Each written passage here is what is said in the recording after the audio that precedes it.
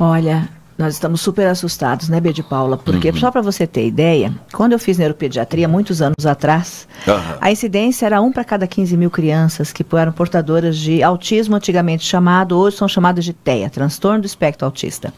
Hoje, para você ter ideia, é 1 para cada 50 crianças. E se prevê que daqui 10 anos será 1 a cada 3 crianças.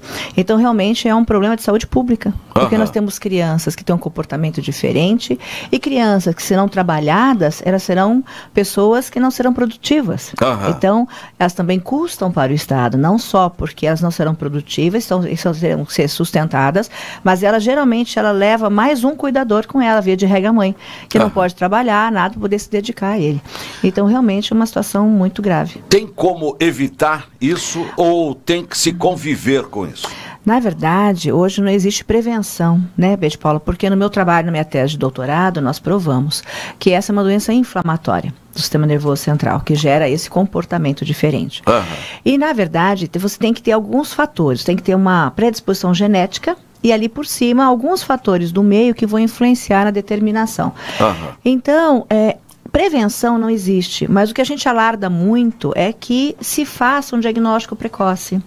Então, o acompanhamento do pediatra, que é o grande orientador na puericultura para essa família, que logo ele pontue, que ele faça o teste precocemente para o TEA e que ele consiga encaminhar essa criança precocemente para as terapias. Porque quando o diagnóstico é precoce, a terapia começa mais cedo e evolui melhor a criança. Doutora, esse teste ele é gratuito ou não? Depende, por exemplo, essa questão do pediatra, o pediatra tem na rede pública, o pediatra tem na rede privada, né, na saúde suplementar.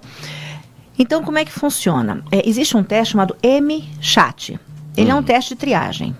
Então, o pediatra é orientado pela Sociedade Brasileira de Pediatria desde 2017 a ele colocar esse teste, ele aplicar o teste com a família na puericultura, na consulta de 1 ano e meio. Porque a puericultura na infância, ela é uma consulta na primeira semana, primeiro mês, segundo, quarto, sexto, nono, 12º ano, 18 meses, 24 meses. No teste de 18 meses, ele tem que não só examinar cabecinha, pulmão, orientação de vacina, etc., mas também fazer a aplicação do teste M-Chat. E aí, tentativa do diagnóstico precoce. Os pais devem exigir isso? Os pais devem pedir, sim, ao pediatra.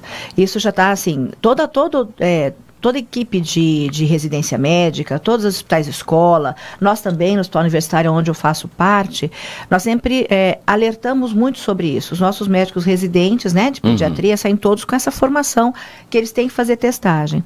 E aí, devagarinho, os médicos que são um pouco mais antigos, eles também começam a aprender, e a família, sim, pode pedir, doutor, eu estou preocupado, isso pode aplicar? Mas, teoricamente, teria que ser já automático, né, esse teste dentro das puericulturas e dentro dos consultórios. O que me preocupa um pouquinho, Bede Paula, é que assim, na rede pública, hoje, nós temos muito poucos lugares que fazem realmente ambulatório de pediatria. Hoje é muito difícil você ter hoje pediatra fixado na rede, né? Você tem mais na nível de plantão. De emergência, você até tem uma cobertura até razoável. Mas quando você fala de segmento de puericultura, dos pediatras inseridos na rede, você tem muito pouco. Então, a minha grande preocupação também é que eles não têm esse alerta, né?